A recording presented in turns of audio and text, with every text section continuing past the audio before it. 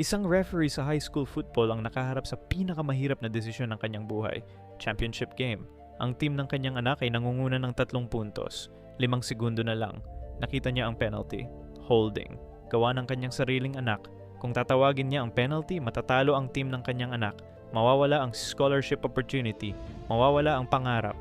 Kung hindi niya tatawagin, walang makakaalam. Mananalo ang kanyang anak. Lahat ay magiging masaya. 3 segundo na lang. Tinaas niya ang kanyang flag. Penalty. Holding. Natalo ang team ng kanyang anak. Ang buong community ay nagalit sa kanya.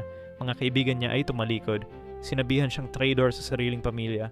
Pero 3 buwan pagkatapos, may tumawag sa kanya. Ang State Athletic Association, nag-aalok ng head referee position. Nakita namin kung paano mo ginawa ang tama kahit sobrang hirap, sabi nila. Ang kanyang anak naman ay nakakuha ng academic scholarship sa ibang school, hindi dahil sa football, kundi dahil sa essay niya tungkol sa integrity na natutuhan niya sa kanyang tatay. Minsan ang tamang desisyon ay yung pinakamahirap gawin, pero yun din ang nagbubukas ng mga pintuan na hindi mo inaasahan.